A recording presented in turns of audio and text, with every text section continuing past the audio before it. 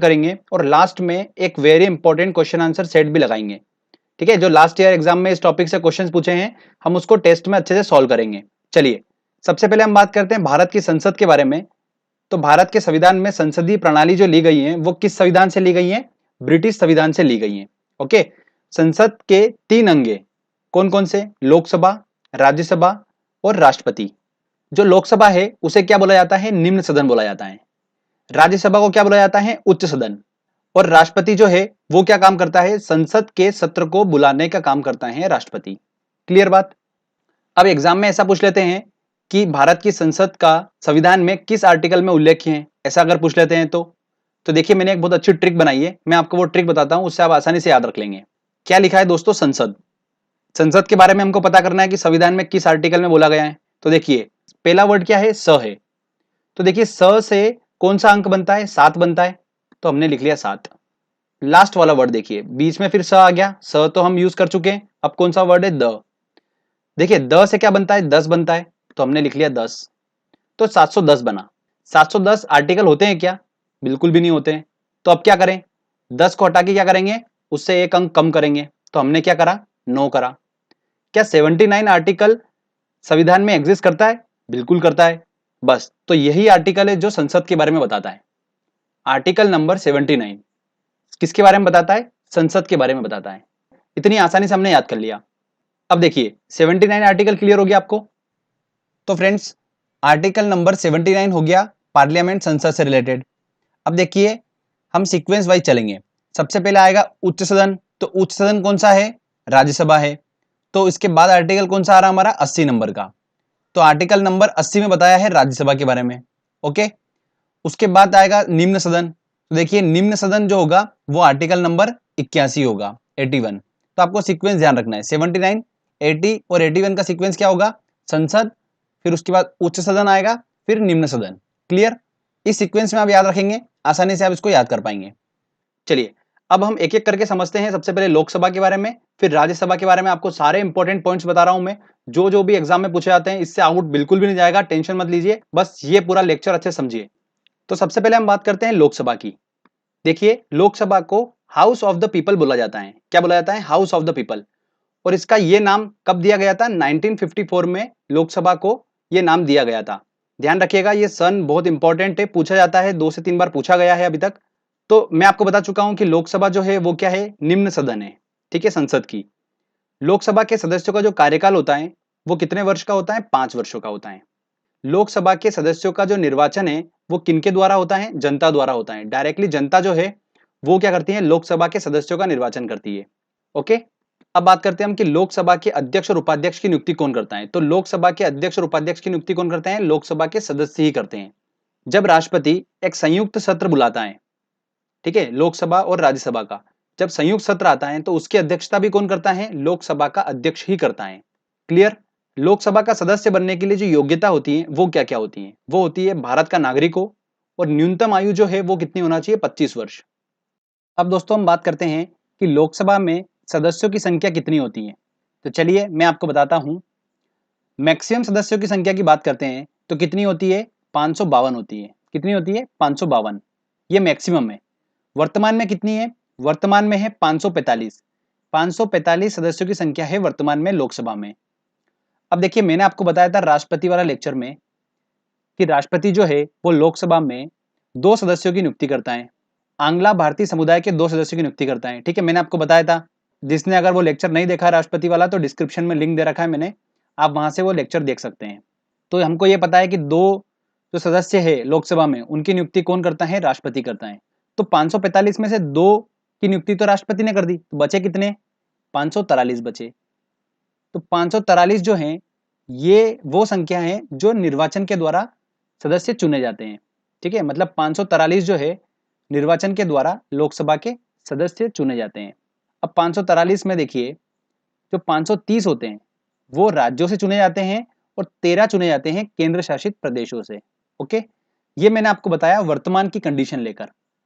अगर मैक्सिमम के केस की बात की जाए कि मैक्सिमम सदस्य जो है वो 552 है, तो इसमें 2 की नियुक्ति कौन करेगा? राष्ट्रपति करेगा, आंग्ला भारतीय समुदाय के सदस्य की। बचे हुए कितने? 550। ये 550 जो है ये निर्वाचन द्वारा चुने जाएंगे।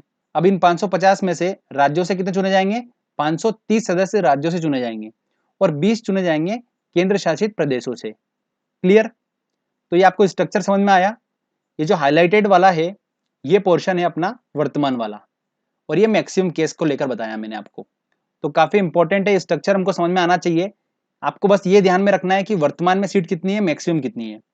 मैक्सिमम जो सीट है वो 552 है और उससे 7 कम वर्तमान में सीट है। बस इतना ध्यान रखना है, आप आराम से सारा स्ट्रक्चर खुद ही बना लेंगे।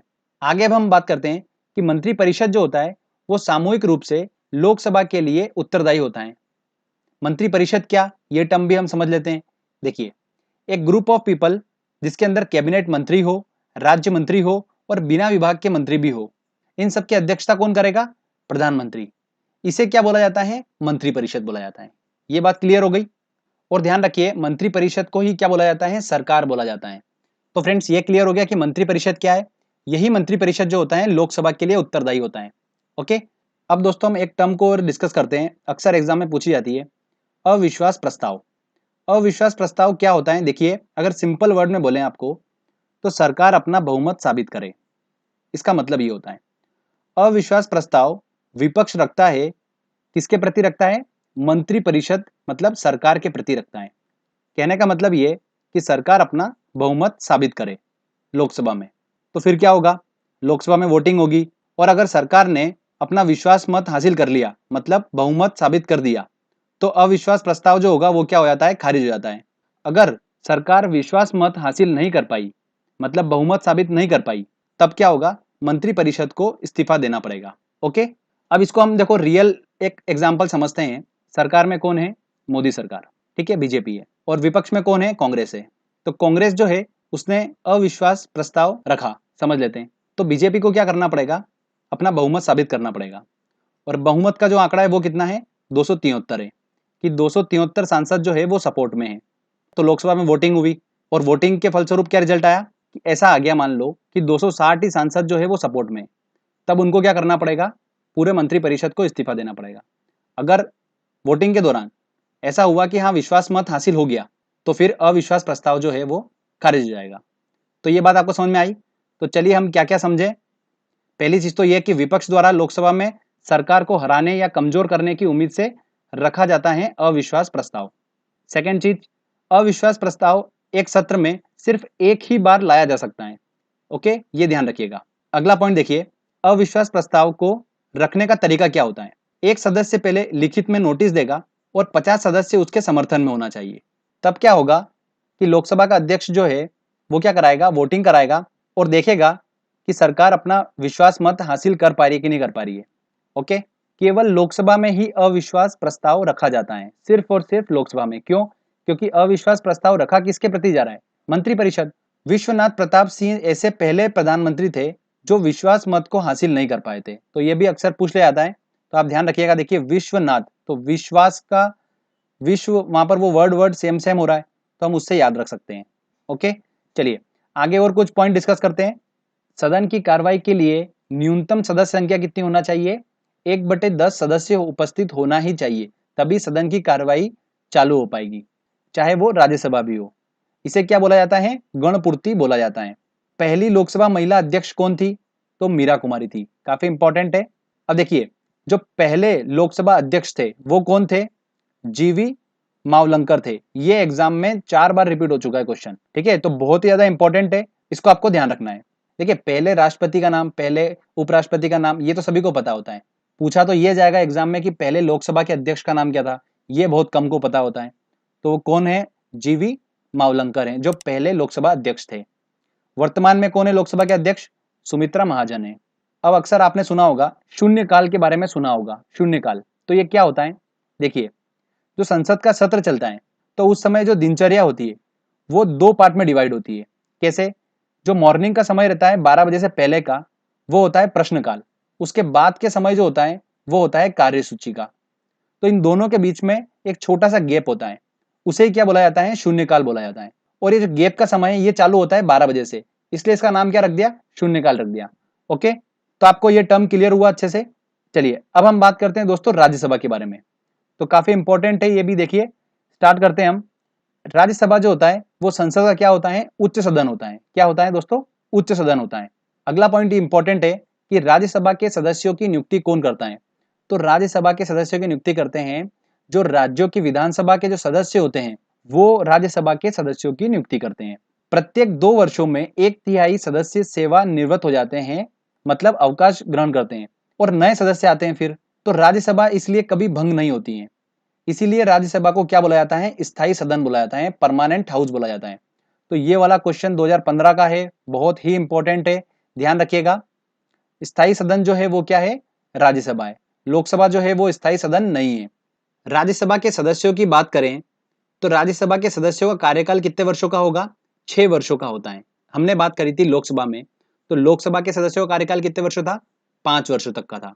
बट राज्यसभा के सदस्यों का कार्यकाल जो होता है वो 6 वर्षों का होता है। तो ये ध्यान रखना है। राज्यसभा के अध्यक्ष की बात करते हैं, मतलब सभापति की बात करते हैं, तो कौन होता है, उपराष्ट्रपति होता है। उपराष्ट्रपति राज्यसभा का पदेन सभापति होता है। ध्यान रखिएगा, ये राज्यसभा का सदस्य नहीं होता है।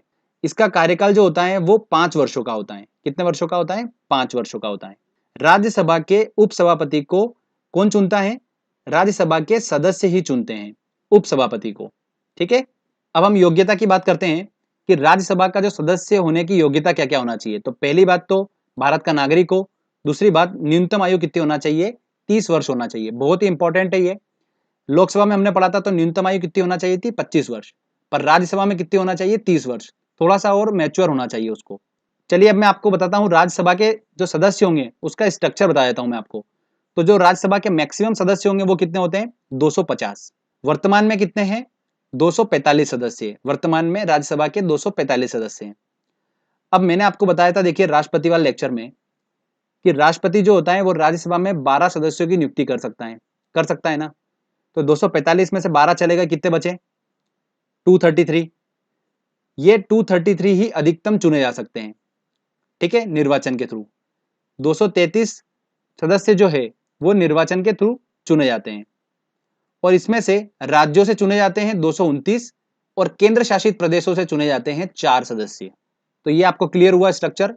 250 मैक्सिमम सदस्य हैं राज्यसभा के, 245 वर्तमान में है, उसमें से 12 जो है वो राष्ट्रपति चुनता है, 233 जो है वो निर्वाचन के थ्रू चुने जाते हैं, उसमें से 229 राज्यों से और 4 केंद्र शासित प्रदेशों से चुने जाते हैं। तो आई होप आपको ये स्ट्रक्चर क्लियर हुआ होगा।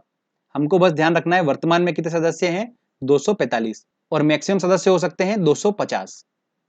चलिए अब कुछ इंपॉर्टेंट पॉइंट्स और डिस्कस करते हैं जो एग्जाम में अक्सर पूछे जा सकते हैं या पूछ लिए जाएंगे। पहली चीज तो यह कि सबसे पहले सभापति का नाम क्या है, मतलब पहले राज्यसभा के अध्यक्ष मतलब सभापति का नाम क्या है, तो वो कौन है, सर्वपल्ली राधाकृष्णन है। ओके, तो ये इंपॉर्टेंट है। पहले उपसभापति का नाम क्या है, तो एसवी कृष्णमूर्ति राव है पहले उपसभापति। वर्तमान में कौन है सभापति, वेंकैया नायडू है, ये उपराष्ट्रपति है। तो राज्यसभा के पदेन सभापति होंगे, तो वेंकैया नायडू जो है वो कौन है, राज्यसभा के सभापति हैं करंट के। आगे हम बात करते हैं अब संसद की समितियों के बारे में। देखिए फ्रेंड्स, यहाँ से भी कुछ क्वेश्चंस बन रहे हैं तो हमको इसको भी पढ़ना जरूरी है। तो संसद की जो समितियां होती है वो कौन कौन सी होती हैं, लोक सेवा समिति, नियम समिति, विशेषाधिकार समिति, तदर्थ समिति मतलब एडॉक कमिटी। तो फ्रेंड्स इन सब में से हमको सिर्फ 2 को समझना है, लोक सेवा समिति और एडॉक कमिटी मतलब तदर्थ समिति। तदर्थ समिति जो है उसका क्या काम होता है, ये कमेटी एक किसी विशेष उद्देश्य के लिए बनती है, उद्देश्य पूरा हो गया उसके बाद ये कमेटी खत्म हो जाती है। क्लियर। लोक सेवा समिति की बात करते हैं तो देखिए ये काफी इंपॉर्टेंट है। लोक सेवा समिति में कुल सदस्य की संख्या कितनी होगी, 22। इसमें से लोकसभा के होंगे 15 सदस्य, राज्यसभा के होंगे 7 सदस्य। इसका अध्यक्ष कौन होता है, विपक्ष का नेता होता है। कौन होता है, विपक्ष का नेता। और इसका काम क्या होता है लोक सेवा आयोग समिति का, कि मंत्रालय के जो भी व्यय है और जो किए गए नियंत्रक एवं महालेखक परीक्षक, इसकी रिपोर्ट पे विचार विमर्श करने का काम होता है लोक सेवा आयोग समिति का। तो दोस्तों ये भी बहुत इंपॉर्टेंट है, आजकल क्वेश्चंस बन के आ रहे हैं इसमें भी, तो आप थोड़ा सा ध्यान रखिएगा। ओके, एक और चीज पूछ ली जाती है एग्जाम में कि वो कौन से प्रधानमंत्री थे जिन्होंने अपने कार्यकाल के दौरान संसद के अधिवेशन में भाग ही नहीं लिया, मतलब संसद के सत्र में भाग ही नहीं लिया। तो वो कौन थे, चौधरी चरण सिंह थे। इन्होंने संसद के सत्र में एक बार भी भाग नहीं लिया था। ये ऐसे प्रधानमंत्री थे। संसद के सत्र की बात करते हैं तो संसद का जो सत्र होता है वो साल में कितनी बार होता है? 2 बार अनिवार्य होता है और दोनों सत्र के बीच में 6 महीने का मैक्सिमम गैप हो सकता है, इससे ज्यादा गैप नहीं हो सकता है। तो फ्रेंड्स यहाँ पर हमारा ये थ्योरी सेक्शन कंप्लीट होता है। आई होप आपको सारी चीजें क्लियर हुई होगी। जितने पॉइंट्स मैंने बताए ये सारे इंपॉर्टेंट पॉइंट्स हैं, इससे आउट कुछ भी नहीं जाने वाला है, जो भी आएगा वो सब इन्हीं के बीच में से आने वाला है। तो चलिए दोस्तों हम क्वेश्चन आंसर टेस्ट लगाते हैं और देखते हैं कि हम कितना क्वेश्चन सॉल्व कर पा रहे हैं। देखिए दोस्तों पहला क्वेश्चन है हमारा, भारत में सरकार की संसदीय प्रणाली को कहां से ग्रहण किया गया है? किसके संविधान से लिया गया है? ब्रिटिश संविधान से लिया गया है, तो सी आंसर होगा। भारतीय संसद के अपर हाउस को किस नाम से जाना जाता है? तो अपर हाउस को मतलब राज्यसभा, बी आंसर होगा। एसएससी टीयर 1 2015 का क्वेश्चन है ये। राज्यसभा को भंग किया जाता है, राज्यसभा चूंकि स्थायी सदन है तो भंग नहीं किया जा सकता, तो देखिए उपयुक्त में से कोई नहीं, डी आंसर होगा। नेक्स्ट क्वेश्चन लेते हैं, भारत में संसदीय ढांचे में 2 अस्थायी सदनों का नाम बताइए। तो 2 अस्थायी सदन, तो लोकसभा हमको पता ही है, तो देखिए राज्यसभा ए और सी में है तो ये तो हो ही नहीं सकता, राज्यसभा जो है वो स्थायी सदन है। अब बी और डी में से है, तो देखिए लोकसभा और विधान परिषद, लोकसभा और विधानसभा, तो विधान परिषद भी जो है वो क्या है? स्थायी सदन है। सिर्फ लोकसभा और विधानसभा ये दोनों जो है वो अस्थायी सदन है, तो आंसर क्या होगा इसका? डी आंसर होगा। अगला क्वेश्चन देखिए कि राज्यसभा की नियुक्ति के लिए न्यूनतम आयु कितनी होना चाहिए? तो कितनी होना चाहिए राज्यसभा के लिए? 30 वर्ष होना चाहिए, सी आंसर होगा। भारतीय संसद के संयुक्त सत्र की अध्यक्षता कौन करता है? तो संयुक्त सत्र बुलाने का काम करता है राष्ट्रपति और उसका अध्यक्षता कौन करता है? लोकसभा का अध्यक्ष ही करता है, तो क्या आंसर होगा? सी आंसर होगा। देखिए संसद की लोक लेखा समिति का अध्यक्ष नियुक्त किया जाता है, किसके द्वारा नियुक्त किया जाता है? अध्यक्ष की नियुक्ति कौन करता है? लोक लेखा समिति के अध्यक्ष की नियुक्ति लोकसभा के अध्यक्ष द्वारा की जाती है, ए आंसर होगा। भारतीय संसद में लोक लेखा समिति का अध्यक्ष होता है, कौन होता है? विपक्षी दल का नेता होता है, ए आंसर होगा। राज्यसभा के सदस्यों का सेवा काल कितना होता है? तो देखिए राज्यसभा के सदस्यों का सेवा काल कितना होता है? 6 वर्ष होता है। अगर लोकसभा की पूछते तो 5 साल होता। ओके, ध्यान रखिएगा, इंपॉर्टेंट क्वेश्चन है। चलिए अगला क्वेश्चन देखते हैं, मंत्रिपरिषद सामूहिक रूप से किसके प्रति उत्तरदायी है? तो किसके प्रति उत्तरदायी है मंत्रिपरिषद? लोकसभा के प्रति उत्तरदायी थे, मैंने आपको बताया था। संसद में शामिल है, संसद के अंग पूछे, देखिए कौन कौन होंगे? राष्ट्रपति होगा, लोकसभा होगा और राज्यसभा होगा, तो ऑब्वियस सी बात है ए आंसर होगा। हाउस ऑफ द पीपुल को लोकसभा का नाम किस वर्ष में दिया गया था? तो 1954 में दिया था, तो ए आंसर होगा। चलिए नेक्स्ट क्वेश्चन लेते हैं। देखिए क्वेश्चन, निम्नलिखित में से कौन भारत में कानूनों को बनाता है? तो कौन बनाता है? मैंने आपको देखिए राष्ट्रपति वाले लेक्चर में भी बताया था, तो कौन बनाता है? राष्ट्रपति और संसद के दोनों सदन मिलकर, तो क्या आंसर होगा? सी आंसर होगा। स्वतंत्र भारत की लोकसभा का पहला अध्यक्ष कौन है? देखिए कितना इंपॉर्टेंट क्वेश्चन है। पहले अध्यक्ष कौन थे? जीवी मावलंकर थे, तो डी आंसर होगा। वह प्रधानमंत्री कौन है जिन्होंने अपने कार्यकाल के दौरान संसद के अधिवेशन सत्र में भाग ही नहीं लिया? तो वो कौन है? चौधरी चरण सिंह थे, तो डी आंसर होगा। नेक्स्ट क्वेश्चन देखते हैं, भारतीय संविधान के अनुसार संसद के दोनों सदनों का अधिवेशन एक वर्ष में कम से कम कितनी बार बुलाना जरूरी है? 2 बार बुलाना जरूरी है, तो सी आंसर होगा। संसद के किसी सदन के 2 सत्रों के बीच अंतराल किससे अधिक नहीं होना चाहिए? तो 6 महीने से अधिक नहीं होना चाहिए, तो बी आंसर होगा। यदि संसद किसी विशिष्ट उद्देश्य के लिए कोई समिति नियुक्त करे तो उसे क्या बोलेंगे हम? एडॉक कमेटी बोलेंगे, तदर्थ समिति, मैंने आपको बताया था, तो आंसर क्या होगा इसका? बी आंसर होगा। देखिए अगला क्वेश्चन, संसद में अविश्वास प्रस्ताव के बारे में निम्नलिखित में से कौन सा सही है? तो देखिए संविधान में इसका कोई उल्लेख नहीं है, बिल्कुल सही बात है। एक अविश्वास प्रस्ताव के बाद दूसरा अविश्वास प्रस्ताव प्रस्तुत करने के लिए 12 माह अवधि आवश्यक होनी चाहिए, ये तो बिल्कुल गलत। सदन में प्रस्तुत करने से पहले कम से कम 100 व्यक्ति उस प्रस्ताव का समर्थन अवश्य करें, यह भी गलत। यह केवल लोकसभा में ही प्रस्तुत किया जा सकता है, बिल्कुल सही। तो कौन सा है? पहला और चौथा सही होगा, मतलब डी आंसर होगा। किस सदन में अध्यक्ष उस सदन का सदस्य नहीं होता है? तो राज्यसभा में जो उसका अध्यक्ष होता है वो उसका सदस्य नहीं होता है। मैंने आपको बताया था, तो इसका आंसर क्या होगा? बी आंसर होगा। भारतीय संसद की सबसे महत्वपूर्ण विशेषता है कि इसमें राष्ट्रपति भी शामिल है, तो इसका आंसर क्या होगा? बी आंसर होगा। यही सबसे महत्वपूर्ण विशेषता होती है कि इसमें राष्ट्रपति शामिल होता है संसद में। राष्ट्रपति द्वारा राज्यसभा के सदस्यों के नामांकन का नियम किस देश के संविधान से लिया गया था? तो देखिए, राष्ट्रपति जो है वो 12 सदस्य मनोनीत करता है राज्यसभा में। ये चीज किसके संविधान से ली गई है? ये लिया गया है आयरलैंड के संविधान से, तो इसको आपको ध्यान रखना है। लोकसभा आयोजित करने के लिए अपेक्षित गणपूर्ति क्या होना चाहिए? मतलब मिनिमम कितने सदस्य रिक्वायर्ड होना चाहिए? तो कितने होना चाहिए? 1/10 सदस्य। सी आंसर होगा। देखिए, अगला क्वेश्चन काफी इंपॉर्टेंट है। भारतीय संविधान के अधिकांश उपबंधों का संशोधन किया सकता है, मतलब संविधान में संशोधन कौन कर सकता है? तो राज्य विधानसभाओं द्वारा एक साथ मिलकर? ये नहीं हो सकता। अकेले संसद द्वारा? बिल्कुल, संसद द्वारा ही पॉसिबल है। ये पहले भी मैं आपको बता चुका हूं। नेक्स्ट देखिए, कौन सा अनुच्छेद संसद को राज्य सूची के विषयों पर कानून बनाने का अधिकार देता है? तो ये देता है आर्टिकल नंबर 249। इसको ध्यान रख सकते हैं आप। देखिए दोस्तों, अगला क्वेश्चन है, लोकसभा के निर्वाचित सदस्यों की अधिकतम संख्या हो सकती है? कितनी हो सकती है? तो मैंने आपको बताया था मैक्सिमम सदस्य कितने हो सकते हैं? 552 सदस्य हो सकते हैं। इसमें से 2 जो होंगे वो राष्ट्रपति मनोनीत करेगा आंग्ला समुदाय के। बचे कितने? 550। 550 में से देखिए 530 जो होते हैं वो राज्यों से निर्वाचित होंगे, और केंद्र शासित प्रदेश से कितने होंगे? 20 सदस्य केंद्र शासित प्रदेश से चुने जाते हैं। तो 530 क्या आंसर होगा? ए आंसर होगा। ठीक है दोस्तों, चलिए अगला क्वेश्चन देखते हैं। निम्नलिखित में से लोकसभा की प्रथम महिला अध्यक्ष कौन है? तो प्रथम महिला अध्यक्ष कौन थी? मीरा कुमारी थी। अगला क्वेश्चन देखिए कि भारतीय सदन का जनता द्वारा निर्वाचित सदन निम्न में से कौन सा है? तो जनता द्वारा निर्वाचित सदन कौन सा है?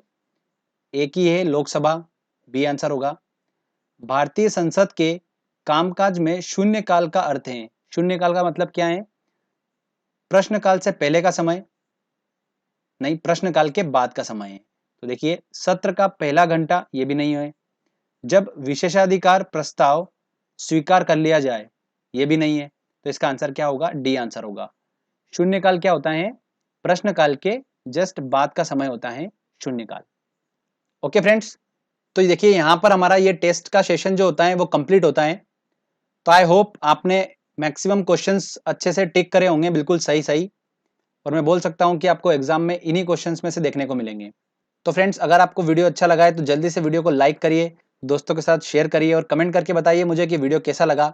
अगर आपने अभी तक चैनल को सब्सक्राइब नहीं करा है तो सब्सक्राइब भी कर लीजिए, क्योंकि इस तरीके के वीडियो जब भी मैं अपलोड करूंगा आपको उसका बेनिफिट मिलता रहेगा। तो फ्रेंड्स, मिलते हैं अगले वीडियो में। जय हिंद, जय भारत।